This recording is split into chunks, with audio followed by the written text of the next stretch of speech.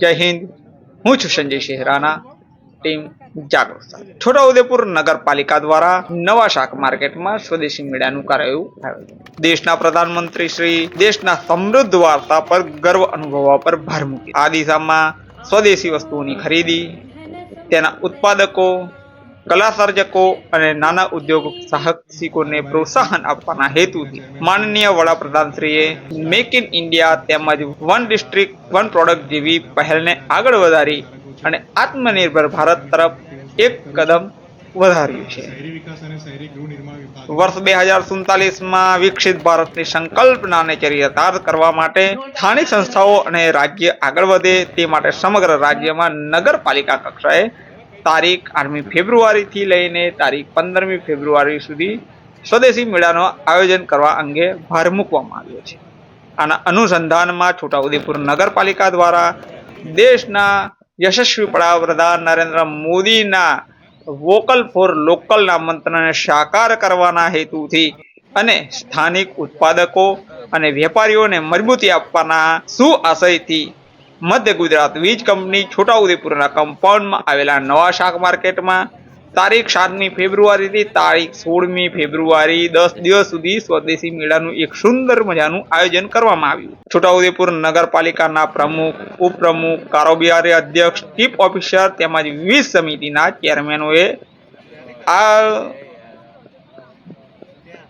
આ કાર્યક્રમ પ્રસંગે દીપ પ્રાગટ્ય કરી અને સ્વદેશી મેળો સ્થાનિક લોકો માટે ખુલ્લો મૂકવામાં આવ્યો છે।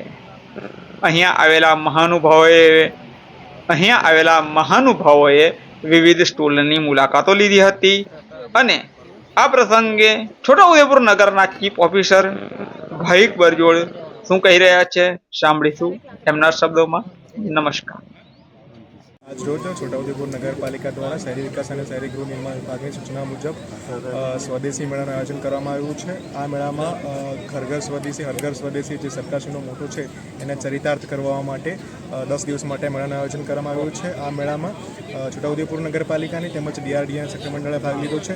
તેમજ આ ઉપરાંત બાળકો માટે કિડ ઝોન અને ફૂડ ઝોનની પણ વ્યવસ્થા કરવામાં આવી છે। તો આવનારા 10 દિવસ સુધી આ મેળો શરૂ રહેશે। આજે આપણે છોટાઉદેપુરની અંદર છોટાઉદેપુર નગરપાલિકા દ્વારા આયોજિત સ્વદેશી મેળો હર ઘર સ્વદેશી ઘર ઘર સ્વદેશી ગુજરાત સરકારે જે આ મેળાનું આયોજન કરેલ છે, આ આયોજન કરવા પાછળ જે આપણા સ્થાનિક લોકો છે, જિલ્લાની અંદર જે વસે છે, શહેરની અંદર વસે છે, અને આજે આપણે જોઈ શકીએ છીએ આ સ્ટોલ લાગેલા છે, આ સ્વદેશી વસ્તુઓ છે। આપણે વડોદરા જઈને મોલમાંથી વસ્તુઓ લઈએ છીએ, બીજી શોપ પરથી લઈએ છીએ, વસ્તુ આ જ હોય છે, પણ આ વસ્તુ સ્વદેશી વસ્તુ છે। અહીં એની પ્રાઇસ 10 રૂપિયા હશે, તે મોલમાં એની પ્રાઇસ 60 રૂપિયા હશે। આટલું ફરક થઈ જાય છે। જે આ વસ્તુ બનાવે છે એ આપણી સમક્ષ આજે સ્ટોલમાં ઉપસ્થિત છે। એ લોકોને આપણે પ્રોત્સાહન આપીશું તો એનાથી આગળ સ્ટેટ લેવલ પર પણ આ લોકો જઈ શકશે અહીંથી।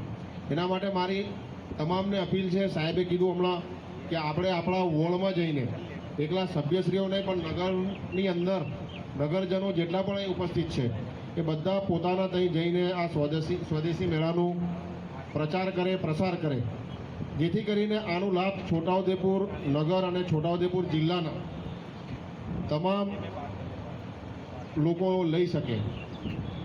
આની સાથે સાથે 1 કે 2 દિવસની અંદર ફૂડ ઝોન ચાલુ થશે।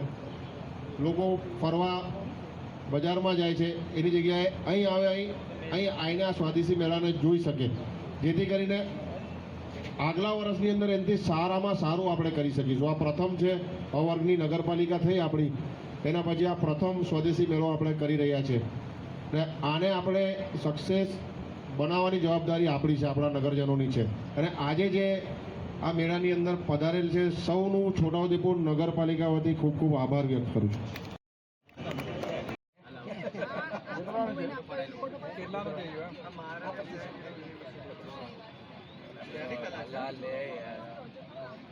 ત્યાં